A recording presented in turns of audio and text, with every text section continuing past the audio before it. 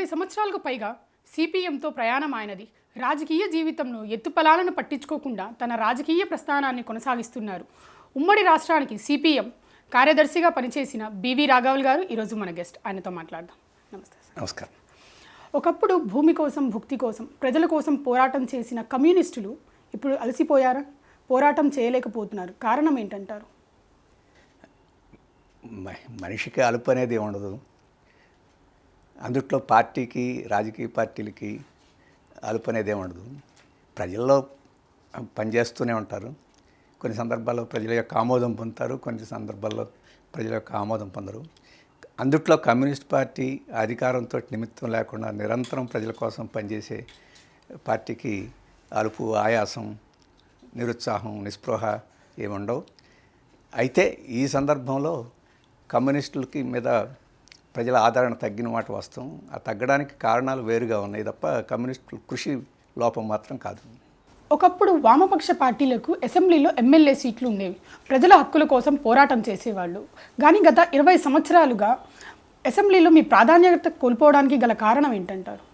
నేను ఇంతకుముందే చెప్పినట్టు ఈరోజు పార్లమెంటరీ ఎన్నికల పద్ధతిలో కమ్యూనిస్టులకి ఆదరణ తగ్గింది. గత 10-15 సంవత్సరాల నుంచి వారికి వచ్చే ఓట్ల శాతం తగ్గింది. శాసనసభల్లో, పార్లమెంట్లో వారి ప్రాతినిధ్యం కూడా తగ్గింది. ఉదాహరణకి ఆంధ్రప్రదేశ్లో ఇప్పుడు, అలాగే తెలంగాణలో, ఈ రెండు రాష్ట్రాల్లో ఒకప్పుడు కమ్యూనిస్టు ఉద్యమం అనేక మంది శాసనసభ్యుల్ని కలిగి ఉండేది.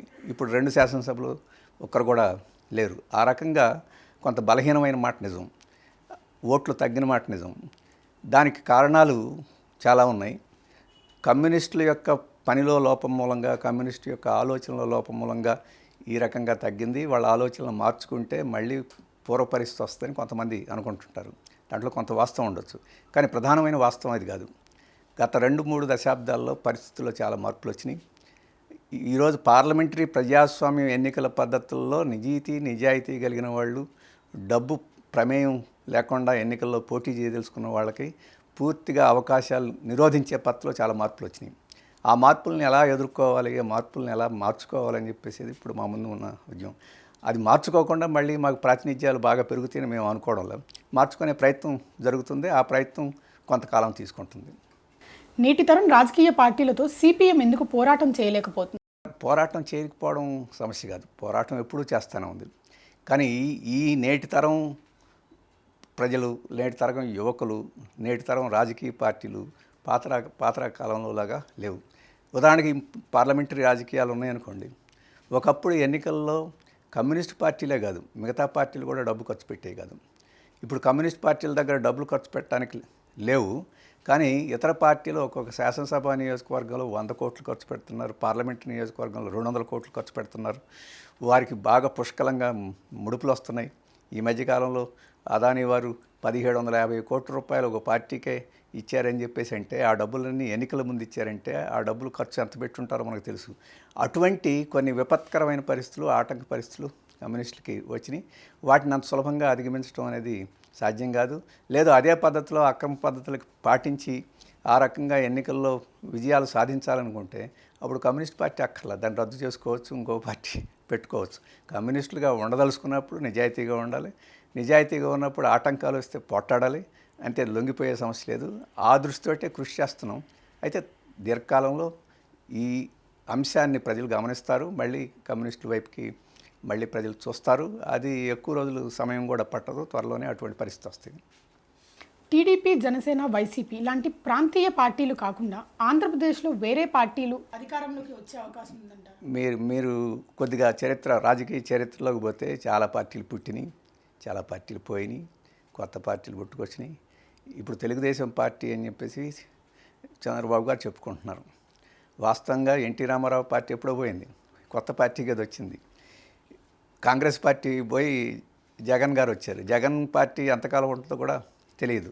అందుకని పార్టీలు పుట్టడం, పార్టీలు పోవడం అని చెప్పేసేది, అందుట్లో ముఖ్యంగా ప్రాంతీయ పార్టీలు రావడం, మళ్ళీ సమస్య పోవడం అని చెప్పేసేది ఇప్పుడు చూస్తున్నాం. కానీ ఒక్క విషయం చెప్పుకోవచ్చు, ఈ మొత్తం ఆంధ్ర కాదు, మొత్తం ఇండియాలోనే రాజకీయ పరిస్థితులను పరిశీలన చేస్తే చెక్కు చెదరకుండా అన్ని ఆటుపోట్లను ఎదుర్కొని కొన్నిసార్లు విజయాలు సాధించి కొన్నిసార్లు అపజయాలు పొందినా కానీ కమ్యూనిస్టులు మాత్రమే ఈరోజు దేశ రాజకీయాల్లో ఉన్నారు. దానికి కారణం ఏమిటంటే ఏ అపజయాలతో నిమిత్తం లేకుండా ప్రజలతో పనిచేయాలని చెప్పేసి లక్ష్యం ఉంది కాబట్టి కమ్యూనిస్టులు కొనసాగుతున్నారు. మిగతా వారికి పదవి వస్తే పార్టీ ఉండాలి, పదవి లేకపోతే పార్టీ అక్కర్లేదు.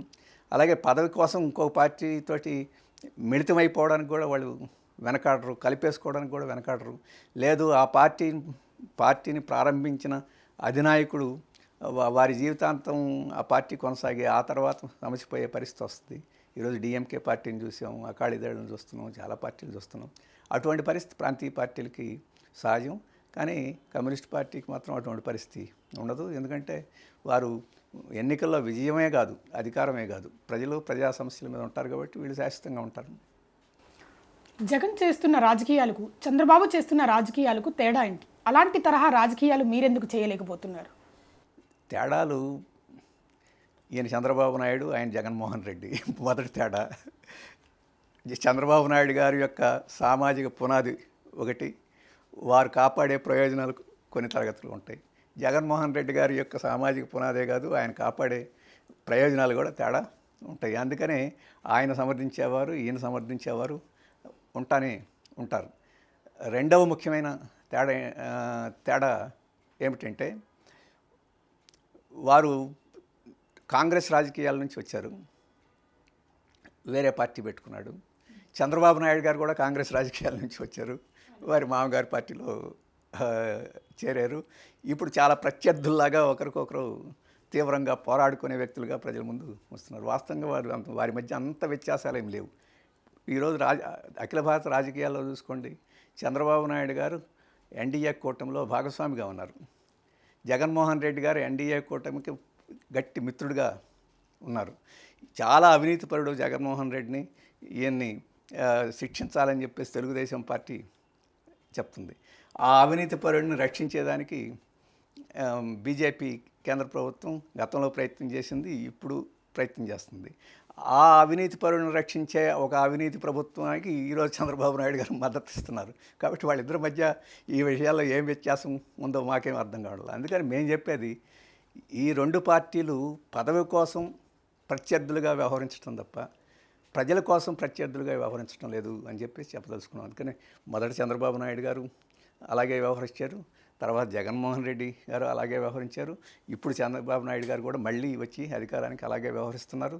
కాబట్టి వారి విధానాల్లో ప్రత్యేకతలు, విధానాల్లో ప్రజలకు ఉపయోగపడించే చాలా తేడాలు పెద్దగా ఏమీ కనపట్టాలి. అందుకనే మేము అంటుంటాం, అలాగే ప్రజలు కూడా అంటుంటారు, పళ్ళు రాలగొట్టుకోవడానికి ఏ రాయి అయితే ఏమని చెప్పేసి. ఇప్పుడు అదే పరిస్థితి ఉంది. ఈరోజు రాజధాని పోలవరం గురించి చంద్రబాబు నాయుడు గారు గట్టిగా మాట్లాడుతున్నారు. రాజధాని పోలవరం ఈ రకమైన స్థితిలో 10 ఏళ్ళైనా రాష్ట్రం ఏర్పడి ఈ రకమైన స్థితిలో ఉండటానికి జగన్మోహన్ రెడ్డి గారు ఎంత కారణం, చంద్రబాబు నాయుడు గారు కూడా అంతే కారణం. అంటే మొట్టమొదటి ప్రజలు ఆంధ్రప్రదేశ్ ఏర్పడిన తర్వాత మొదటి ఛాన్స్ చంద్రబాబు నాయుడు గారికి ఇచ్చారు. ఆ ఛాన్స్ ఇచ్చిన 5 సంవత్సరాల్లో అమరావతిని పూర్తి చేసి ఉంటే జగన్మోహన్ రెడ్డికి అవకాశం ఉండేది కదా ఈ నాటకం ఆడేదానికి. పోలవరాన్ని గట్టిగా పునాదులు వేసి ముందుకు తీసుకొస్తే ఒకవేళ జగన్మోహన్ రెడ్డి అధికారానికి వచ్చినా దాన్ని మళ్ళీ ధ్వంసం చేసి నాశనం చేసేదానికి ఆయనకు అవకాశం వచ్చేది కదా. అందుకని ఆయనకి అవకాశం ఇచ్చింది చంద్రబాబు నాయుడు. ఇప్పుడు మళ్ళీ ఆ పాపాన్ని మళ్ళీ జగన్మోహన్ రెడ్డి చేసిన పాపాన్ని మొయ్యాల్సిన పరిస్థితి చంద్రబాబు నాయుడుకి వచ్చింది. అందుకని మేము చెప్పేది, విధానంలో పెద్ద మార్పు ఏమీ లేదు. ఆయన నవరత్నాలు అన్నాడు, ఈయన సూపర్ 6 అన్నాడు. మొత్తం మీద ఇట్లాంటి ఎరలు వేసి ప్రజలను ఆకర్షించాలనే ప్రయత్నం తప్ప మంచి పని చేసి నికరమైన పనులు చేసి ప్రజల్ని ఆకట్టుకుందామని చెప్పే స్పృహ ఎవరికి కనపట్టలేదు. అందుకని మేము మంచి చేస్తే ఇద్దరిలో ఎవరు చేసినా సమర్థించేవాళ్ళం, కానీ ఎక్కడ మంచి కనపట్టలే. ఇద్దరు ఈరోజు రాష్ట్రానికి మత రాజకీయాలను తీసుకురావడంలో కీలక పాత్ర నిర్వహించారు. మీరు ఏ పార్టీకి మద్దతుగా ఉన్నారు? మేము ఏ పార్టీకి ప్రజలకు మద్దతు తప్ప, గతంలో చంద్రబాబు నాయుడు అధికారంలో ఉన్నప్పుడు తీవ్రమైన తప్పులు చేస్తే మేము విమర్శించాం. జగన్మోహన్ రెడ్డి వచ్చినప్పుడు జగన్మోహన్ రెడ్డి గారి కోపం అంతా కమ్యూనిస్టుల మీదనే. తెలుగుదేశం వాళ్ళని ఎప్పుడు అరెస్ట్ చేసినట్టు లేదు. జగన్మోహన్ రెడ్డి గారి హయాంలో మేము రోడ్డు మీదకి రాకముందే ఇళ్లలో పెట్టి అరెస్టులు చేసి ఆ రకంగా చేశారు. ఇప్పుడు కూడా చంద్రబాబు నాయుడు గారు అన్నిటికన్నా పెద్ద తప్పు ఏం చేస్తున్నాడంటే, కేంద్ర ప్రభుత్వానికి అండగా నిలిచి రాష్ట్రానికి అన్యాయం చేసేదానికి ఆయన కూడా దోహదపడుతున్నాడు. జగన్మోహన్ రెడ్డి అదే పని చేస్తున్నాడు. వారిద్దరూ అధికారం ప్రతిపక్షాల్లో తేడా గతంలో ఉన్న ఇద్దరు ఒకే పని చేశారు కేంద్రంలో. ఇప్పుడు ప్లేసెస్ స్విచ్ అయినా కానీ ఇద్దరు ఒకే పని కేంద్రంలో చేస్తున్నారు. అందుకని దేశానికి హాని చేస్తున్నారు, రాష్ట్రానికి మేలు ఏమీ చేయలేదు. ఆయన బీజేపీతో స్నేహం చేసి రాష్ట్రానికి మేలు చేసింది లేదు జగన్మోహన్ రెడ్డి. ఇప్పుడు బీజేపీలో ఎన్డీఏలో అంతర్భాగంగా చంద్రబాబు నాయుడు ఉండి రాష్ట్రానికి మేలు వరగదీస్తుందేమీ కనపట్టలేదు. ఎందుకంటే పోలవరానికి అప్పులు తెచ్చి కట్టాల్సిన పరిస్థితి వచ్చింది. ఇట్లాంటివన్నీ అనేకం ఉన్నాయి. అందుకని మేము ఈ ఆంధ్రప్రదేశ్ ఏర్పడిన తర్వాత రాష్ట్ర రాజకీయాలు చాలా అధ్వానంగా తయారైన ప్రజలకు మేలు చేసే పార్టీ అధికారంలో కానీ ప్రతిపక్షంలో కానీ ప్రధానమైన పార్టీలు లేవు. కాబట్టి మేము ఆ రోజు ఈరోజు అధికారంలో ఎవరుంటే వాళ్ళతోటి పోరాడాల్సిన పరిస్థితి వచ్చింది. కూటమి ప్రభుత్వం వచ్చి 6 నెలలు అయింది. వారి పరిపాలన మీద మీ ఒపీనియన్ ఏంటి? ఇంతకుముందే చెప్పినట్టు చంద్రబాబు గారు మొదటిది ఎన్డీఏ కూటమిలో చేరాడు. ఆయన చేసిన మొదటి తప్పు అది. అంతకుముందు జగన్మోహన్ రెడ్డి ఎన్డీఏ గారి కూటమిలో చేరకుండానే ఎన్డీఏ కూటమికి అత్యంత సేవకుడిగా పనిచేశారు. కాబట్టి రాష్ట్ర పరిస్థితి అప్పటికి ఇప్పటికేం మారలేదు. ఈ 100 సంవత్సరాలు, ఈ 6 నెలల పాటు చంద్రబాబు వచ్చిన తర్వాత ఖచ్చితంగా జగన్మోహన్ రెడ్డిని తోటి పోల్చుకొని చంద్రబాబు నాయుడు గారిని అధికారంలోకి తీసుకొచ్చారు. అతను చేసిన తప్పులన్నింటినీ సరిదిద్దుతాడని చెప్పేసి ఆలోచన చేశారు. ఆ సరిదిద్దడంలో కూడా సక్రమంగా చంద్రబాబు గారు వ్యవహరించడం లేదు. ఆ రోజు ప్రజాస్వామ్యానికి చాలా కీడు కలిగించాడు. మతోన్మాద శక్తులకి అవకాశం కలిగించాడు. అమరావతి, పోలవరాన్ని చాలా అధ్వానంగా తయారు చేశాడు. అటువంటి వాటిని రెక్టిఫై చేస్తారు ఈ 6 నెలల్లో. కొత్తవి సాధించడం తర్వాత సంగతి. కానీ పాత తప్పులను సరిదిద్దుతారని చెప్పేసి అనుకున్నారు. ఇప్పుడు అటువంటిదేమీ కనపట్టలేదు. ఒక ఉదాహరణ మీ దృష్టికి తీసుకొస్తాను. ఆ రోజు జగన్మోహన్ రెడ్డి గారు చాలా అవినీతి కార్యకలాపాలకి పాల్పడ్డారు అని చెప్పేసి తెలుగుదేశం నిరంతరం చెప్పేది. ఇప్పుడు ఆ విషయంలో ఏ రకమైన ముందు పోవడం లేదు, విచారణలో ముందుకు పోవడం లేదు, ఏం పోవడం. నిన్న సుప్రీంకోర్టులో వేసిన వాదనలు కూడా చూస్తే మళ్ళీ జనవరికి ఎప్పటికో వాయిదా పడినట్టు ఉంది. దీనికి ఎవరు కారణం? కేంద్రంలో బీజేపీ కారణం. గతంలో రక్షించింది బీజేపీ, ఇప్పుడు రక్షిస్తుంది బీజేపీ. ఆ బీజేపీని పల్లెత్తు మాట్లాడకుండా, ఆ బీజేపీ ప్రభుత్వంలో భాగస్వామి అయ్యి అక్కడ ఒత్తిడి చేయకుండా ఇక్కడేదో మాటలు అనుకుంటే ఉపయోగం ఏముంటుంది? అలాగే మళ్ళీ విజన్ 47 అని చెప్పేసి ఏదో ప్రకటించారు. 5 ఏళ్ళు రాజధాని నిర్మాణం చేయలేకపోయాడు చంద్రబాబు నాయుడు గారు. 5 ఏళ్ళు అమరావతి నిర్మాణం చేస్తే కనీసం మౌలికమైన సదుపాయాలను కల్పిస్తే జగన్మోహన్ రెడ్డి ఈ హరాకిరీ చేసేదానికి అవకాశం ఉండేది కాదు. ఇప్పుడు 2047కి నేనేదో చేయబోతానని చెప్పేసి ఉన్నాను. అందుకని నేను గతంలో కూడా ఈ రాజకీయ నాయకులకి, ప్రధానమైన రాజకీయ నాయకులు, మీరు 5 ఏళ్ళ తర్వాత ఉంటారో లేదో తెలియదు. 5 ఏళ్ల లోపల ఏం చేయాలో నిర్ణయించుకోండి. ఆ తర్వాత మళ్ళీ ఇంకోసారి ప్రజలు అధికారం ఇస్తే ఏం చేయాలో నిర్ణయించుకోవచ్చు. మీరు 5 ఏళ్ళు కూడా ఉంటారో లేదో మీరు తెలియని వాళ్ళు మేము 30 సంవత్సరాలకి 40 సంవత్సరాలకి చేసేస్తామని చెప్పి ప్రకటన చేయడం అర్థం లేదని చెప్పేసి అప్పుడే చెప్పాను. ఇప్పుడు చంద్రబాబు నాయుడు గారు మళ్ళీ అదే తప్పు చేస్తున్నాడు. ఇప్పుడు 5 ఏళ్లలో ఏం చేయాలో ప్రాధాన్యతలు నిర్ణయించుకోండి, అవి పూర్తి చేయండి అని చెప్పేసి మేము చెప్పే సలహా. బహుశా ఆయనకి అది అర్థమైనట్లేదు. శాశ్వతంగా జగన్ గారు నేను శాశ్వతంగానే అధికారంలో ఉంటానని అప్పుడు ఎట్లా ఆయన విర్రవీగాడో, ఈయన కూడా శాశ్వతంగా ఉంటానని చెప్పేసి భ్రమలో ఉంటున్నట్టుంది. ఇది రాష్ట్ర ప్రజలకు చాలా తీవ్రమైన నష్టం జరుగుతుంది. ఉచిత పథకాలు ఇవ్వడానికి రాష్ట్ర బడ్జెట్ కూడా సరిపోని రోజులు వస్తాయని అంటారా? ఈ ఉచిత పథకాలు అనే మాటల్లోనే తెలుగు మాటలోనే కొంత ఎగతాళి ఉంది. కానీ ఎగతాళైనా ఇప్పుడు అందరూ ఉచితమే చెప్తున్నారు. మోడీ గారు ఉచిత పథకాలు ప్రకటించారు. జగన్మోహన్ రెడ్డి గారు నవరత్నాలని ఉచిత పథకాలే ప్రకటించారు. ఇప్పుడు చంద్రబాబు నాయుడు గారు సూపర్ 6 అని ఉచిత పథకాలే ప్రకటించారు. ఇంకా తెలంగాణలో, కర్ణాటకలో వీటన్నిటిలో కాంగ్రెస్ వారు 5 గ్యారెంటీలు 6 గ్యారెంటీలు అని చెప్పేసి ప్రకటించారు. దీంట్లో 2 విషయాలు ఉన్నాయి. ఒకటి, ఓట్ల కోసం ఈ రాజకీయ పార్టీలన్నీ ఈ రకమైన వాగ్దానాలు చేస్తున్నారు, ఇది మంచిది కాదనుకునే వాళ్ళు ఉన్నారు. దాన్ని మేము అంగీకరించడం తప్పు అని చెప్పంటున్నాం. ఎందుకని వీళ్ళందరూ ఉచిత పథకాలు ప్రకటించాల్సిన పరిస్థితి వస్తుంది? ఎందుకంటే ఈరోజు ప్రజలు మామూలు పద్ధతిలో వారి ఆర్థిక పరిస్థితిలో బతకలేని పరిస్థితి వచ్చింది. అందుకని వారు బ్రతకాలి అని చెప్పారంటే మీరు పనిన్నా చూపించాలి, జీతం అన్నా ఎక్కువ ఇవ్వాలి, లేకపోతే వారికి సబ్సిడీలతో ఉచితంగానే ఇవ్వాలి. లేకపోతే ప్రజలు అంగీకరించే పరిస్థితి లేదు. ప్రజలు ఆ దుర్భర పరిస్థితిని ఉపయోగించుకొని రాజకీయాలు లబ్ధి పొందాలని చెప్పేసి ఈ పార్టీలన్నీ ఇస్తున్నాయి. ఇక రెండవది, ఇవి డబ్బులు ఎక్కడి నుంచి వస్తాయి? ఇవ్వడానికి అని చెప్పండి. మన దేశంలో డబ్బులకేం కొదవలేదు, రాజకీయ చిత్తశుద్ధికే కొదవ. ఈరోజు మన దేశంలో ప్రపంచంలో అన్ని దేశాల కన్నా తక్కువ పన్నులు ఉన్నాయి. ప్రపంచంలో అన్ని దేశాల కన్నా అసమానతలు ఎక్కువ ఉన్నాయి. ఈరోజు అదానీ గారి ఆస్తి 2014లో 44,000 కోట్లు ఉంటే ఇప్పుడు 7 లక్షల కోట్ల రూపాయలకి పెరిగింది. వాళ్ళ మీద పన్నులు ఎందుకు వేరు? అంబానీ గారి ఆస్తి ఆ రోజు 1,00,000 కోట్లు ఉంటే ఇప్పుడు 8 లక్షల కోట్లు అయింది.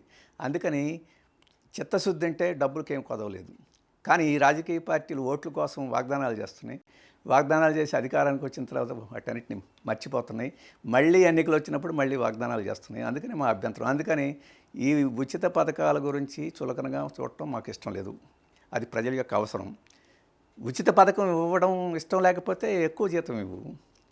ఉచిత పథకం ఇవ్వడం ఇష్టం లేకపోతే ఈ నిరుద్యోగులకి అందరికీ ఉపాధి కల్పించు. ఆ రకంగా వాళ్ళ చేతుల్లోకి డబ్బులు వస్తాయి. అవి చేయనప్పుడు ఇదన్నా చేయాలి.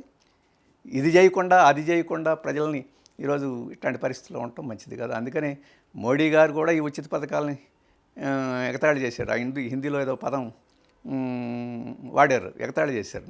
మళ్ళీ ఆయనే ఉచిత పథకాలు పుష్కలంగానే ప్రకటిస్తున్నారు. కాబట్టి ఈరోజు మా విమర్శ ఏంటంటే, ఈ సూపర్ 6 అని మీరు పెట్టారు, అప్పుడు నవరత్నాలు పెట్టారని ఎగతాళి చేశారు. ఇప్పుడు నువ్వు సూపర్ 6 అని పెట్టి ఓట్లు వేసుకున్నావు. ఈ సూపర్ 6ని అమలు జరపడానికి ఏం చేస్తావు? మేము అడుగుతున్నాం. మన డబ్బంతా కేంద్రం తీసుకుని వెళ్తుంది. 16th ఫైనాన్స్ కమిషన్ వచ్చింది. గతంలో 37% అంటే పన్నుల్లో జీఎస్టీ పన్నులు వీటన్నిటిలో 37% రాష్ట్రాలకు ఇచ్చారు. మన హక్కుగా 50% రావాలి. కాబట్టి 50% అడగండి. సూపర్ 6 కాదు, సూపర్ 16 కూడా అమలు జరపచ్చు మనకి 50% వచ్చిందంటే. అందుకని ఈ విధానాల్లో మార్పు రావాలి తప్ప ఈ పథకాల్లో ఏదో తప్పు ఉందని చెప్పేసి మనం అనుకోవడం లేదు. అందుకని ఈ మధ్య ఒక 5 రాష్ట్రాల యొక్క ఆర్థిక శాఖ మంత్రుల సమావేశమై ఈరోజు రాష్ట్రాలకి కేంద్రాలకి డబ్బుల పంపిణీలో చాలా అన్యాయం జరుగుతుంది. కాబట్టి 37% నుంచి కాదు, ఇప్పుడు 50%కి దాన్ని ఎక్కువ చేయండి అని చెప్పి అడిగారు. అది చంద్రబాబు కూడా అడగాలి. గతంలో జగన్మోహన్ రెడ్డి అధికారంలో ఇప్పుడు అతను అడగలేదు. ఎందుకంటే బీజేపీ తోటి స్నేహంగా ఉండటం, దానితో మంచిగా ఉండటం అవసరం కాబట్టి అడగలేదు. చంద్రబాబు కూడా అదే చేస్తున్నాడు. అవన్నీ వస్తే సూపర్ 6 ఇట్లాంటివి అమలు జరపడం పెద్ద కష్టం కాదు. అవి లేకపోతే వాగ్దానం చేసి ఓట్లు వేసుకుని ప్రజలను మోసం చేసిన వాళ్ళు అవుతారు. అప్పుడు వాగ్దానం చేసి అమలు జరపని రాజకీయ పార్టీ తప్పు తప్ప ఈ ఉచిత పథకం తప్పు కాదు. ప్రతిపక్షంలో ఉన్నప్పుడు జగన్ పైన చంద్రబాబు నాయుడు విద్యుత్ ఛార్జీల పైన పోరాటం చేశారు. కానీ ఆయన ఇప్పుడు విద్యుత్ ఛార్జీలు పెంచారు. సిపిఎం వాళ్ళు ఇంటింటికి వెళ్ళి డేటా కలెక్ట్ చేస్తున్నారు అంటున్నారు. నిజమే. ఎందుకంటే ఈ ఒక రకంగా ఉమ్మడి ఆంధ్రప్రదేశ్లో కానీ ఈ తర్వాత కానీ విద్యుత్ సమస్యని పట్టించుకుంది, విద్యుత్ సమస్యని లోతుగా అధ్యయనం చేసింది వామపక్షాలే, సిపిఎంఏ. ఎందుకంటే చంద్రబాబు నాయుడు గారు అధికారంలో ఉన్నప్పుడు 2000లో ప్రపంచ బ్యాంకు తోటి ఒప్పందం చేసుకొని ఒకేసారి 1000 కోట్ల రూపాయలు విద్యుత్ ఛార్జీలు పెంచినప్పుడు ఆందోళన చేసింది మేమే. ఆ తర్వాత ఒక దశాబ్దం పాటు విద్యుత్ ఛార్జీలు పెంచలేకపోయారు.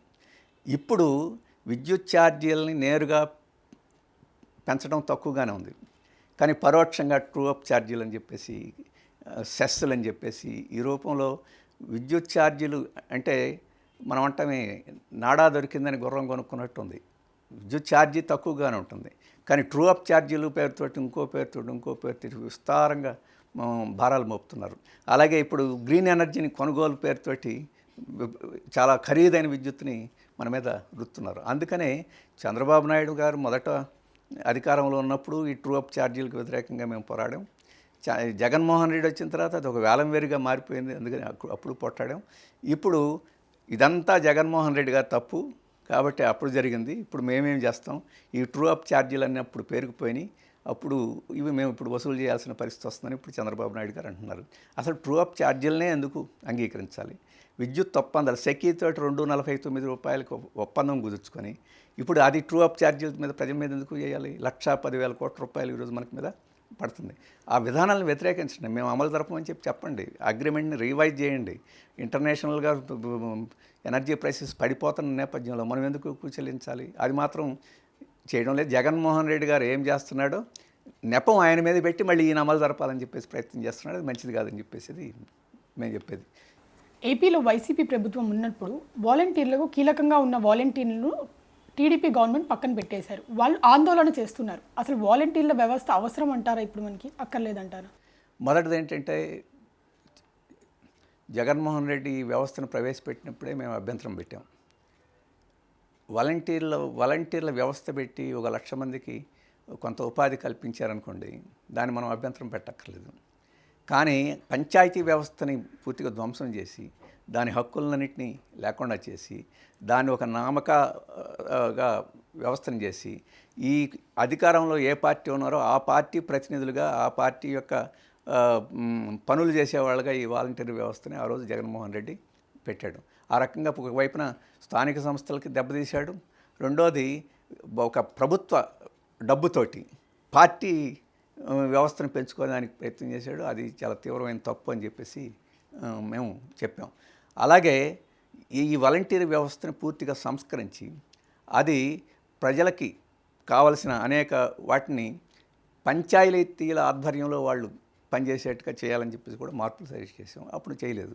ఇప్పుడు చంద్రబాబు నాయుడు గారు వచ్చారు. ఆ రోజు జగన్మోహన్ రెడ్డి ఏం చేశారంటే, మీరు మా రాజకీయ పార్టీల కోసం కృషి చేయండి, మా ఎన్నికల అవసరాల కోసం కృషి చేయండి, మేము రెగ్యులరైజ్ చేస్తామని చెప్పేసి చెప్పారు. మళ్ళీ వీళ్ళందరినీ మేము రెగ్యులరైజ్ చేస్తాం, మీరు రాజకీయాలకు అతీతంగా పనిచేయండి అని మళ్ళీ వీళ్ళు వాగ్దానం చేశారు. అప్పుడు ఈ వాలంటీర్ల వ్యవస్థను రద్దు చేస్తున్నామని చెప్పి జగన్మోహన్ రెడ్డి ప్రకటించారు. మేము వస్తే కొనసాగిస్తామని ఎన్నికల కోసం ప్రకటించారు. ఇప్పుడు ఏమైంది? వాళ్ళు రద్దు చేస్తామని ప్రకటించారు కాబట్టి రద్దు అయిపోయింది. మేము మళ్ళీ పునరుద్ధరిస్తామని చెప్పారు కాబట్టి వీళ్ళు పునరుద్ధరించడం లేదు చెప్పి కూడా. ఇప్పుడు మొత్తం డైలమాలో ఎటు కాకుండా రెంట్కి చెందకుండా ఈరోజు వాలంటీర్లు గందరగోళంలో పడ్డారు. అందుకని మేము చెప్పేది ఏంటంటే, పంచాయతీ వ్యవస్థను బలపరచండి, ఈ వాలంటీర్లందరినీ పంచాయతీ వ్యవస్థకి అప్పగించండి. ఆ పంచాయతీ అభివృద్ధికి స్థానిక పరిపాలన అభివృద్ధికి అవసరమైన పద్ధతిలో ఒక చట్టం చేసి వాళ్ళ విధులు రూపొందించడం చెప్పేసి మేము చెప్తున్నాం. కానీ జగన్మోహన్ రెడ్డికి తెలుగుదేశం హయాంలో ఈ వాలంటీర్ల వ్యవస్థ మళ్ళీ రావడం ఆయనకి ఇష్టం లేదు. జగన్మోహన్ రెడ్డి నియమించిన ఈ వాలంటీర్లందరినీ మళ్ళీ తిరిగి పెట్టుకోవడానికి ఈయనకి ఇష్టం లేదు. మొత్తం మీద వాళ్ళ యొక్క భవిష్యత్తుని పూర్తిగా నాశనం చేశారు. స్థానిక సంస్థలకేమీ అదనంగా ఒరిగింది కూడా ఏమి లేదు. దేశవ్యాప్తంగా లోక్సభ ఎన్నికల్లో కాంగ్రెస్ వరుసగా ఓటమి చవి చూస్తుంది. దశాబ్ద కాలంగా కేంద్రంలో అధికారంకి దూరంగా ఉంటుంది. ఎందుకంటారు? అంటే ఇది చాలా కారణాలు ఉన్నాయి. కీలకమైన కారణం ఏంటంటే, ఈరోజు బీజేపీ కానీ కాంగ్రెస్ కానీ అఖిల భారత స్థాయిలో జాతీయ పార్టీలుగా ఉన్నాయి. ఉపమానం చెప్పాలంటే, ఒక యజమానికి ఒక మెయిన్ డ్రైవరు ఒక స్పేర్ డ్రైవర్ ఉన్నట్టు. ప్రస్తుతానికి బీజేపీ మెయిన్ డ్రైవర్గా ఉంది కేంద్రంలో అధికారంలో, కాంగ్రెస్ స్పేర్ డ్రైవర్గా ఉంది. ఆయనకి విశ్రాంతి ఇవ్వదలుచుకున్నప్పుడు ఈ స్పేర్ డ్రైవర్ని తీసుకొస్తారు. కాబట్టి ఇద్దరూ ఆ ప్రయోజనాన్ని నెరవేర్చేవాళ్ళే. అందుకని ఈరోజు గత 10 సంవత్సరాల్లో మొత్తం కార్పొరేట్ సంస్థలన్నీ, ఇప్పుడు మనం మామూలు పరిభాషలో చెప్పాలంటే అదానీలు, అంబానీలు ఇటువంటి వాళ్ళు పెద్ద పెద్ద కార్పొరేట్ సంస్థలు ఎవరైతే ఉన్నారో ఈ దేశంలో కీలకమైన ఆర్థిక స్థాయిలో ఉన్నవారు, వారు బీజేపీ ఉండాలని కోరుకుంటున్నారు. అందుకని వారు ఇచ్చే నిధులందరూ, మీరు ఎలక్ట్రల్ బాండ్స్ తీసుకోండి, 80% బీజేపీకి ఇచ్చారు, లేకపోతే బీజేపీ ఫ్రెండ్స్కి ఇచ్చారు. ఇప్పుడు ముడుపులు తీసుకోండి, ఇప్పుడు 1720 కోట్ల రూపాయలు ముడుపులు ఎలక్ట్రిసిటీ బాండ్స్ రూపంలో, ఎలక్ట్రిసిటీ ఛార్జీలు పెంచే రూపంలో అదానీ గారు 4 రాష్ట్రాలు ఇచ్చారని చెప్పేసి అంటున్నారు. 4 రాష్ట్రాలు అది మనకు దొరికేది కాదు, అది బ్లాక్ మనీ. ఇట్లాంటి బ్లాక్ మనీ వీళ్ళకే ఎంత ఇచ్చారంటే మిగతా పార్టీలకి ఎంతంత ఇచ్చుంటారో మనం చేయొచ్చు. ఇది ఈరోజు బీజేపీకి వారికి అనుకూలంగా ఉండే విధానాలు ఈరోజు బీజేపీ అనుసరిస్తుంది కాబట్టి మద్దతు ఇచ్చారు. వీళ్ళు వాళ్ళ యొక్క అవసరాలను తీర్చలేకపోయారు అనుకోండి, వీళ్ళు మార్చేసి మళ్ళీ కాంగ్రెస్ని ముందుకు తీసుకొస్తారు. 2004 నుంచి 2014 దాకా ఇదే కాంగ్రెస్ని ఆ రోజు నిధులన్నీ 170% కాంగ్రెస్కి ఇచ్చారు. వీరే పూర్తిగా మద్దతు ఇచ్చారు. ఆ రకంగా మన్మోహన్ సింగ్ గారిని తీసుకొచ్చి అక్కడ కూర్చోబెట్టారు, ప్రణబ్ ముఖర్జీ గారిని తీసుకొచ్చి పెట్టారు. వాళ్ళందరూ 1991 నుంచి పూర్తిగా సరళీకరణ విధానాలని అమలు జరిపారు. అందుకని కానీ కాంగ్రెస్ అనుకున్నంత వేగంగా, అనుకున్నంత లోతుగా, అనుకున్నంత పట్టుదలతోటి విధానాలని, సంస్కరణలని అమలు జరపలేదని చెప్పి ఎప్పుడైతే నిర్ణయానికి వచ్చారో, గుజరాత్లో మొనగాడుగా కార్పొరేట్లకు అనుకూలమైన పద్ధతిలో అమలు జరిపాడని చెప్పేసి అనుకుని మోడీ గారి వెనక చేరారు. అందుకని ఎందుకు మీరు కాంగ్రెస్ దెబ్బతింది, ఎందుకు బీజేపీ పుంజుకుందంటే కీలకమైన కారణం ఇది. మళ్ళీ బీజేపీ వారు ఈ సంస్కరణలు అమలు లేకపోతున్నారని చెప్పేసి నిర్ధారణకు వస్తే మళ్ళీ పరిస్థితి మారుతుంది. ఇదొకటి. రెండవది, కాంగ్రెస్ సరైన విధానంలో, ప్రత్యామ్నాయ విధానంలో, కాంగ్రెస్ విధానాలకి బీజేపీ విధానాలకు పెద్ద తేడా లేదు. సరళీకరణ విధానాలు అది అమలు జరుపుతుంది, ఇది అమలు జరుపుతుంది. మీరు కాంగ్రెస్ రాష్ట్ర ప్రభుత్వాలు ఉన్నాయి, ఎక్కడ రాష్ట్ర ప్రభుత్వాలు ఉన్నా వారి ప్రత్యేకమైన విధానాలు ఏమి లేవు. బీజేపీ రాష్ట్రాల్లో ఏ విధానాలు ఇక్కడ అదే విధానాలు అనుసరిస్తున్నాయి. అందుకని ప్రజల్లో ఏం తేడా చూడాల్సి ఉంటుంది? ఏం తేడా లేదు. అయితే ఇప్పుడు రాహుల్ గాంధీ గారు ఏం చెప్తున్నారు? కాస్ట్ సెన్సెస్ గురించి మాట్లాడుతున్నారు, అదానీ గురించి మాట్లాడుతున్నారు. ఈరోజు అదానీ ఒక్కడేనా? ఈరోజు బీజేపీ హయాంలో 10 మంది కార్పొరేట్లు మొత్తం ఆర్థిక వ్యవస్థను శాసించేవాళ్ళు ఉన్నారు. అంటే అదానీ మీద వ్యక్తిగత కోపం ఏమిటి? మొత్తం ఈ కార్పొరేట్లే ఆ రకమైన సమస్య ఉంది. ఇప్పుడు దాన్ని వ్యక్తిగత కోపంగా బీజేపీ చాలా సులభంగా మార్చేసి కాంగ్రెస్ని పక్కన పెట్టేసిన పరిస్థితి. అందుకని కాంగ్రెస్ విధానాలకి, ఆర్థిక విధానాలకి, బీజేపీ విధానాలకి ఏం పెద్ద తేడా లేదు. అలాగే కాంగ్రెస్ రాహుల్ గాంధీని ఒక గొప్ప వ్యక్తిగా ముందుకు తీసుకురావడానికి ప్రయత్నిస్తే, మోడీ గారు ఒక 56 అంగుళాల ఛాతీ కలిగిన ఒక మహానాయకుడిగా వాళ్ళు తీసుకొస్తే ఇద్దరికేమీ పెద్ద తేడా కనపట్టలేదు. అయితే ఒక విషయంలో తేడా ఉంది. ఈరోజు రాజ్యాంగాన్ని సంపూర్ణంగా మార్చి లౌకిక విధానాన్ని లేకుండా చేయాలని బీజేపీ ప్రయత్నం చేస్తుంది. మేము లౌకిక విధానాన్ని కట్టుబడి ఉన్నామని చెప్పేసి కాంగ్రెస్ చెప్తుంది. ఆ ఒక తేడా ఉన్నది. ఆ ఒక్క తేడాతో ప్రజలందరూ కాంగ్రెస్ని సమర్థించలేరు. అందుకనే ప్రజల్లో ఆకట్టుకోవడంలో కాంగ్రెస్ పూర్తిగా విఫలమైంది. కాబట్టి ఈ కార్పొరేట్లు కూడా దాన్ని ఇప్పుడు పక్కన పెట్టి ఉన్నారు.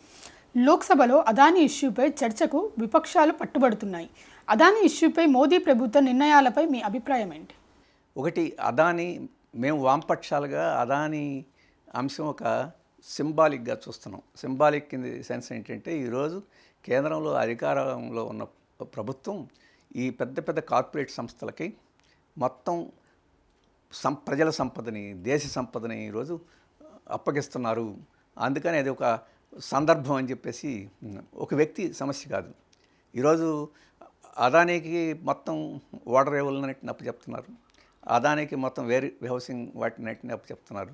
అలాగే టాటా గారికి విమానాలన్నింటినీ అప్పచెప్పారు, అలాగే టెలికాం ఇండస్ట్రీలో అప్పచెప్పారు, అలాగే అంబానీకి రిటైల్ వీటన్నిటిలోనూ పెద్ద పెట్టేశారు. ఈరోజు రష్యా నుంచి ఇంధనం కొనడం, ఇక్కడ శుద్ధి చేయడం, దీన్ని ఐరోపాకి ఎగుమతి చేయడం, లక్షల కోట్ల రూపాయలు సంపాదించడం అనేది అంబానీ గారు చేస్తున్నారు. దీనికి పూర్తి మద్దతు, సహాయంతో కేంద్ర ప్రభుత్వం చేస్తుంది. కాబట్టి వారందరూ ఇదే పని చేస్తున్నారు. కాకపోతే అందుకని వీళ్ళందరినీ మేము చెప్పే మాట ఏంటంటే, ఆధారిత పెట్టుబడిదారులు, క్రోనీ క్యాపిటలిస్టులు, అంటే ప్రభుత్వం యొక్క పలుకుబడిని వారి యొక్క సొంత శక్తితోటి కష్టపడి అభివృద్ధి చేసిన వాళ్ళు కాదు, ప్రభుత్వం యొక్క దీంతో అభివృద్ధి అవుతున్నారని చెప్పేసి అంటున్నాం. అందుకని రాహుల్ గాంధీ గారు ఒక వ్యక్తి సమస్యగా దీన్ని మార్చేస్తున్నాడు, అదానీ సమస్యగానే. ఖచ్చితంగా అదానీ ఈ ప్రభుత్వం వల్ల లాభపడ్డారు, విమర్శ చేయాల్సిందే. కానీ మొత్తం అందరికీ ఆ విధానం వర్తించుద్ది. అందుకే ఈరోజు ఒక్క వామపక్షాలు మాత్రమే ఈ అదానీ విషయాన్ని పార్లమెంట్లో చర్చించాలి, విధానపరంగా చర్చించాలి. ఎందుకని విద్యుత్తు సెకి అంటే కేంద్ర ప్రభుత్వ సంస్థ, ఎందుకని 249 రూపాయలకు ఒప్పందం అదానీతోటి చేసుకుంది. రాష్ట్ర ప్రభుత్వాలు ఒప్పుకోకపోతే కేంద్ర ప్రభుత్వం రాష్ట్ర ప్రభుత్వాల మీద ఒత్తిడి చేసి అదానీతోటి ఒప్పందం చేసుకోవాల్సిన పరిస్థితి ఎందుకు సృష్టించింది? ఇప్పుడు అదానీ గారి తప్పు అంటున్నారు. అదానీ కన్నా ఈరోజు మోడీ గారిది ప్రధానమైన బాధ్యత. ఎందుకంటే సెకి కేంద్ర ప్రభుత్వ సంస్థ, ఆ సెకి సంస్థ ద్వారా అదానికి మేలు చేయాలని చెప్పేసి ప్రయత్నం చేస్తున్నాడు. 1750 కోట్ల రూపాయలు జగన్మోహన్ రెడ్డికి లంచం అందింది. ఈ లంచం అందడం గురించి సెకికి తెలియదా? ఈ లంచం అందడం గురించి మోడీ గారికి తెలియదా? దాని గురించి నాకేం సంబంధం లేదని జగన్ గారు అంటున్నారు. మరి దాని గురించి ఈ ఒప్పందం సెకితోటి ఎందుకు చేసుకున్నారు? 249కి ₹1.99 ఆ రోజు ఇంధనం దొరుకుతుంటే, అలాగే ఇక్కడ రాష్ట్రంలో ఉండే సంస్థలన్నీ, మన విద్యుత్ సంస్థలు, దానికి సంబంధించిన అధికారులు, ఇది చాలా ఎక్కువ, దీన్ని మనం అంగీకరించకూడదని చెప్తుంటే ఒత్తిడి చేసి ఎందుకు చేసుకోవాల్సి వచ్చింది? అదానీతోటి నేను ప్రత్యక్షంగా రాసుకొని ఒప్పందం చేసుకుంటేనే నేను అదానీతోటి సంబంధం ఉన్నట్టు, లేకపోతే లేదని చెప్పేసి ఈరోజు రంగనాచి కబుర్లు జగన్ చెప్తున్నాడు. అదానితోటి సంబంధం ఉందా లేదా తర్వాత తేలుద్దాం. సెకీతోటి ఇంత ఒప్పందం ఎందుకు చేసుకున్నావు? మొదట అంగీకరించిన వాళ్ళను ఒత్తిడి చేసి ₹2.49 ఎందుకు చేసుకున్నావు? అది మోడీ గారు చెప్తే చేసుకున్నావా? లేకపోతే అదానీ గారు డబ్బులు ఇస్తున్నానని చెప్పేసి అన్నాడు కాబట్టి సెకీతోటి ఒప్పందం చేసుకున్నావు? దీనికి సమాధానాలు చెప్పకుండా అదానీ గారితో 3 సార్లు సమావేశాలు ఏమైనా చుట్టారికాలా వాళ్ళు? బంధుత్వాలా? ఎందుకు 3 సార్లు సమావేశం అయ్యావు అదే సమయంలో? వీటన్నిటికి సమాధానం చెప్పకుండా మాకు దానికి సంబంధం లేదు. లంచాలు ఇచ్చేవాడు ఎప్పుడూ దొరికిపోవడానికి ఇవ్వడు. లంచానికి ఒప్పందాలు చేసుకొని ఎవరు ఒప్పందాలు చేసుకొని ఇచ్చితేనే నేను లంచం తీసుకున్నట్టు అని చెప్పేసి జగన్ అంత తెలివి తక్కువగా ఏమి లేరు. ప్రజలు ఎక్కడ ఎవరు ఏం చేశారో అర్థం చేసుకుంటారని చెప్పేసి మేము అనుకున్నాం. ఖచ్చితంగా తెలిసి 1,00,000 కోట్లు భారం పడుతుందని చెప్పిన అదానీ గారి కోసమే కాదు, తనకు వచ్చే ముడుపుల కోసం ఈరోజు ఈ ఒప్పందం చేసుకున్నారని చెప్పేసి మేము ఇది ఇట్లాంటి ఒప్పందాలు మనకు తెలిసింది, బయటపడింది. బయటపడిన ఒప్పందాలు ఇంకా ఎవరితోటి ఎంత చేసుకున్నారో కూడా మనకి తెలియదు. ఇప్పుడు డిప్యూటీ సీఎంగా ఉన్న పవన్ కళ్యాణ్ మీద మీ అభిప్రాయం ఏంటి? ఆయనకు అర్జెంటుగా అధికారంలోకి రావాలనుకుంటున్నాడు. ఇప్పుడు అధికారంలోనే ఉన్నాడు కదా, ఇంకా ఏం అధికారం అంటే అర్జెంటుగా ముఖ్యమంత్రిని కావాలనుకుంటున్నాడు. చాలా ప్రయత్నాలు చేశారు. ఇప్పుడు సనాతన ధర్మాన్ని పట్టుకుంటే పవన్ కళ్యాణ్ కమ్యూనిస్ట్ పార్టీ గురించి బాగా చెప్పారు, కానీ ఇప్పుడు భారతీయ జనతా పార్టీలో చేస్తున్నారు. దాన్ని మీరు ఎలా చూస్తారు? ఆయన ఒకటి అర్థం చేసుకుంది ఏంటంటే సొంత కాళ్ళ మీద నిలబడి అధికారంలోకి రాలేదని చెప్పేసి అనుకున్నట్టు కనపడుతుంది. ఎందుకంటే ప్రజల గురించి మాట్లాడి ప్రజలతోటి ఉండి ప్రజల తరఫున పోట్లాడే కమ్యూనిస్టులతోటి ఉంటే ప్రజలు ఆదరిస్తారని చెప్పేసి మొదట అనుకున్నాడు. బస్ అది అంత ఆయన అనుభవంలో దాన్ని ఆ పద్ధతి అధికారంలో కూర్చోబెట్టదేమని చెప్పేసి అనుమానం కలిగినట్టుంది. ఇప్పుడు స్వతంత్రంగా వ్యవహరిస్తానని చెప్పేసి అన్నాడు. ఆ తర్వాత స్వతంత్రంగా వ్యవహరించిన లాభం లేదనుకున్నట్టు ఉన్నది. ఎందుకంటే జగన్మోహన్ రెడ్డి బీజేపీ పంచన చేరాడు, చంద్రబాబు నాయుడు బీజేపీని పంచన చేరుతున్నాడు. ఎవరు పంచన చేరకుండా అధికారానికి రాలేనేమని చెప్పేసి నిర్ణయం చేసుకుంటుంది. ఎవరు పంచన చేరాలంటే ఉండేది బీజేపీ కనపడుతుంది. బీజేపీ పంచన చేరాడు. ఇప్పుడు బీజేపీ పంచన చేరడం ఒక భాగం. అసలు బీజేపీ కూడా అంత ధైర్య సాహసాలతోటి ముందుకొచ్చి ఒక కుల వ్యవస్థని, పితృస్వామిక వ్యవస్థని సమర్థించే సనాతన ధర్మాన్ని భుజాన్ని చేసుకోవడానికి సిద్ధం కావడంలో ఎవరు. కానీ ఈయన ఆఖరికి వేషం మార్చేసి నేను సనాతన ధర్మాన్ని రక్షించడం కోసమే పుట్టిన ఒక అవతార పురుషుడిగా ఈరోజు, అంతకుముందేమో చెగువేరా బొమ్మ వేసేసి విప్లవకారుడిగా ప్రజల ముందు ఉంచడానికి ప్రయత్నం చేశాడు. ఆ తర్వాత మీరు అన్నట్టు కులం మతం ఏం లేదు, నేను అతీతుడిని అని చెప్పేసి చెప్పడానికి ప్రయత్నం చేశారు. ఆయన కుటుంబంలో ఆయన వివాహాలు చేసుకున్న పద్ధతి అది చూస్తే కుల మతాలకి అతీతంగా ఉన్నట్టే మనకి అనిపించేది. కానీ దాన్ని పూర్తిగా ఉల్టా సీదా చేసేసి ఈరోజు సనాతన ధర్మాన్ని రక్షించడం కోసం పుట్టినట్టు, అందుకని వేషం కూడా మార్చుకొని ఆ రకంగా ఒక మతోన్మాదం ద్వారా అధికారానికి రావాలని చెప్పేసి ప్రయత్నం చేస్తున్నాడు. ఆ మతోన్మాదం ద్వారా బీజేపీ పట్ల ఆర్ఎస్ఎస్తో ఇంకా స్నేహంగా తమ ప్రతినిధిగా ఈ రాష్ట్రంలో ఇతరులను చూడకుండా తన్నే చూడాలని చెప్పేసి ఆ రకంగా వారిని సంతృప్తిపరచడానికి ఇక్కడ హిందువులకి ప్రతినిధి ఎవరు అంటే నేను, చంద్రబాబు కాదు నేను అని చెప్పిన. ఇప్పుడు జగన్మోహన్ రెడ్డి గారు ఆయన పరోక్షంగా హింటిస్తున్నారు, వీళ్ళందరూ ప్రచారం కూడా చేస్తున్నారు. ఆయన క్రైస్తవులకు ప్రతినిధిగా ఆయన్ని చూస్తున్నప్పుడు నేను హిందువులకు ప్రతినిధిగా అని చెప్పేసి చూడటానికి ఈయన ఒక ప్రయత్నం చేస్తున్నాడు. మొత్తం ఎటు చేసి ఈ రాష్ట్రంలో అనేక చారిత్రక కారణాల మూలంగా లౌకికవాదానికి ప్రజలు ఎక్కువ ఆదరిస్తారు, లౌకికవాదాన్ని. ఆ లౌకికవాద స్థానంలో ఈరోజు మతభావాలను చొప్పించేదానికి పవన్ కళ్యాణ్ గారు ప్రయత్నం చేస్తున్నారు. అది దురదృష్టం, ప్రమాదకరం. జగన్మోహన్ రెడ్డిలో చాలా తీవ్రమైన లోపాలు ఉండొచ్చు, చంద్రబాబు నాయుడులో చాలా తీవ్రమైన లోపాలు ఉండొచ్చు, వారు బీజేపీతోటి స్నేహం సహకారం కూడా ఉండొచ్చు. కానీ ఎంత బరి తెగించి ఒక మతోన్మాదాన్ని ముందుకు తీసుకొచ్చి రాజకీయాల్లో ప్రవేశపెట్టాలని చెప్పేసి వాడు ఇప్పటివరకు ప్రయత్నం చేయలే. కానీ ఆ ధైర్యం, ఆ సాహసం నేను చేస్తున్నానని చెప్పి అనుకున్నాను. ఈ ధైర్యం సాహసం కాదు, ఈ రాష్ట్రాన్ని వినాశనం చేసేదానికి అనుసరించే ఒక పద్ధతి అని చెప్పేసి మేము అభిప్రాయం. అందుకని మేము ఆయన వ్యక్తిగత విషయాలు, వ్యక్తిగత అంశాలు ఏమున్నా కానీ ఈ రాజకీయ అంశంలో మాత్రం చాలా తీవ్రమైన ప్రమాదకరమైన పద్ధతి అనుసరిస్తున్నాడని మా అభిప్రాయమే. డిప్యూటీ సీఎం పవన్ కళ్యాణ్ పనితీరు ఎలా ఉందంటారు? మొన్న కాకినాడ పోర్టుకి వెళ్ళి సీజ్ ద షిప్ అని చేసిన విధానం ఎలా ఉంది, మీకు ఎలా అనిపిస్తుంది? ఇప్పుడు అక్కడ ఈ రేషన్ బియ్యం అక్రమ రవాణా అవుతుంది, ఆ రకంగా పెద్ద కుంభకోణం జరుగుతుంది అని చెప్పేసి ఆయన ప్రకటించాడు. ఆ రకంగా అక్రమ రవాణాని పట్టుకోవడం, దాన్ని నిలబెట్టడం అనేది మంచి విషయం. కానీ ఇది ఒక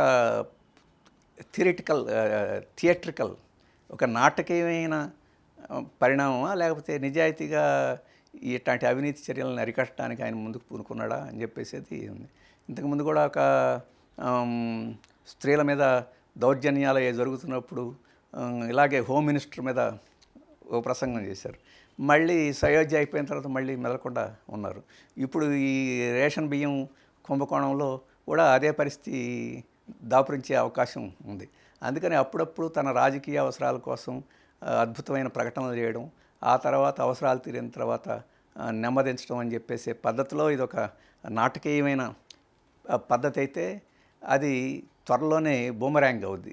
త్వరలోనే నిజంగానే నిజాయితీగా పనిచేసిన ఆ నిజాయితీని నమ్మని పరిస్థితి వస్తుంది. అట్లాంటి పరిస్థితి పవన్ కళ్యాణ్కి వచ్చినా మనం ఆశ్చర్యపోవాల్సిన అవసరం లేదు. ఇప్పటికీ కాకినాడ నుంచి వాటన్నిటినీ సీజ్ చేసి దానికి వెనకున్న వాళ్ళు ఎవరు వాళ్ళని పట్టుకొని వారి మీద అవసరమైన కేసులు పెట్టి శిక్ష వేసి ఆ రకంగా జరిగితే తప్పకుండా అందరూ దాన్ని అప్రిషియేట్ చేస్తారు. మళ్ళీ ఇదేదో మధ్యలో ఆగిపోయేట్టు కనపడుతుంది. జగన్ ఓటమిని మీరు ఏ విధంగా విశ్లేషిస్తారు? స్వయంకృతాపరాధం.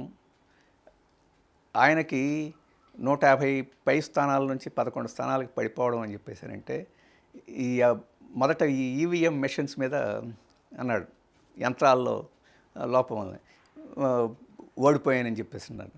చంద్రబాబు కూడా ఓడిపోయినప్పుడు ఈవీఎంల మీద పడ్డాడు. గెలిచినప్పుడు ఇప్పుడేమి మాట్లాడటంలా. రేపు మళ్ళీ ఎప్పుడన్నా గెలిస్తే ఆయన కూడా పోయినసారి గెలిచినప్పుడు జగన్మోహన్ రెడ్డి మాట్లాడాల. ఇప్పుడు ఈవీఎంస్ మీద నెట్టితేనే సరిపోదని చెప్పేసి అతను కూడా అర్థం చేసుకునే రోజులు వస్తాయి. కానీ ఈరోజు మొత్తం ఒక నిరంకుశ పద్ధతిలో ఆ రోజు పరిపాలన జరిగింది. మొత్తం విచ్చలవిడిగా ప్రజా వనరుల్ని, ప్రభుత్వ వనరుల్ని, ప్రకృతి వనరుల్ని దోచుకోవడానికి అవకాశం ఇచ్చారు. అలాగే ఏ మాత్రం ప్రజాస్వామ్యానికి అవకాశం లేకుండా ఇచ్చారు. ప్రతిపక్షాలకు విలువ లేకుండా చేశారు. శాసనసభలో చర్చలకు కూడా విలువ లేకుండా చేశారు. ఆ రోజు తెలుగుదేశం పార్టీ ప్రధానమైన ప్రతిపక్షంగా ఉంటే దానికి కూడా వాళ్ళు గొప్పవాళ్ళని కాదు, కానీ ప్రధానమైన ప్రతిపక్షంగా ఉన్నప్పుడు దానికి ఇవ్వాల్సిన గౌరవం ఇవ్వని పరిస్థితి వచ్చింది. ఎవరిని ఒక్కడిని కూడా స్నేహితుడిగా చేసుకునే పరిస్థితి. సొంత పార్టీలోనే ఎవరితోటి ప్రజాస్వామికంగా చర్చ చేసే పద్ధతి లేకుండా ఉంది. ఇటువంటి అన్నీ తప్పు చేసిన తర్వాత, అందరినీ శత్రువులు చేసుకున్న తర్వాత నవరత్నాలు కాదు శతరత్నాలు పెట్టినా కానీ ప్రజలు అంగీకరించరు. అది ఎంత తొందరగా నేర్చుకుంటే మంచిది. ఇప్పటికే ఆయన నేర్చుకున్నట్టు. జమిలీ ఎన్నికలు రాబోతున్నాయి, 2 ఏళ్లలో మళ్ళీ నాదే అధికారం అని ఆయన అంటున్నారు. దీనికి ఏమంటారు? మొదటిది ఏంటంటే జమిలీ ఎన్నికలకి ఆయన అనుకూలమా ప్రతికూలమా ఆయన చెప్పాలి. జమిలీ ఎన్నికలని ఈరోజు తీసుకురావాలి, సైమల్టేనియస్ ఎలక్షన్స్ తీసుకురావాలని బీజేపీ ప్రయత్నం చేస్తుంది.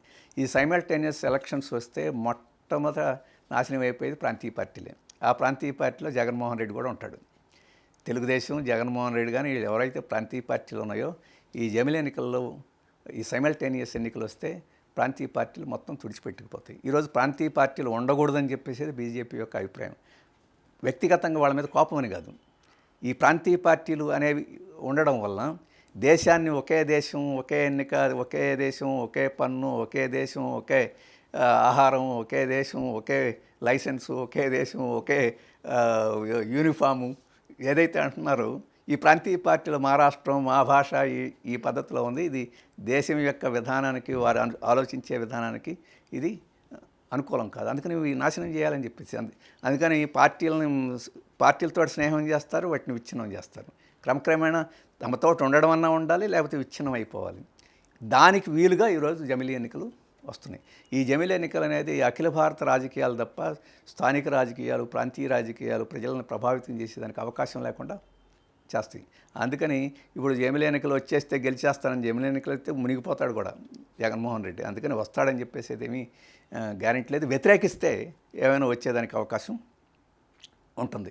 అలాగే జగన్మోహన్ రెడ్డి ఇప్పుడున్న పద్ధతిలో ఆయన సొంతగా గెలవగలిగిన పరిస్థితి లేదు. చంద్రబాబు నాయుడు పుణ్యం వలన గెలవాల్సిందే తప్ప వీరి పరిపాలన 5 ఏళ్ల పాటు సక్రమంగా లేకపోతే ప్రజలందరూ జగన్మోహన్ రెడ్డి పరిపాలన మీద విసిగిపోయి ఏ రకంగా వ్యతిరేకంగా ఓటేశారు. ఈ ప్రభుత్వం మీద కూడా అలాగే విసిగిపోయి ఎవరైనా దయదలిసి ఓటేస్తే తప్ప, లేకపోతే సొంత కాళ్ళ మీద నిలబడి, సొంత విధానాల మీద నిలబడి ఈరోజు జగన్మోహన్ రెడ్డి గెలవడానికి పనికొచ్చే పత్రలో వ్యవహారం కనపట్టలేదు. ఇతరుల మీద నిందలు మోపడం తప్ప తమ యొక్క తప్పులను తెలుసుకొని ఆ తప్పులను అధిగమించేదానికి అవసరమైన చర్యలు తీసుకునే పద్ధతిలో ఈరోజు వ్యవహరించడం లేదు. అటువంటి చర్యలు తీసుకోవడంలో మొదటి చర్య ఏంటంటే నికరంగా లౌకికవాదంతో నిలబడటం, బీజేపీ మీద పోరాటం.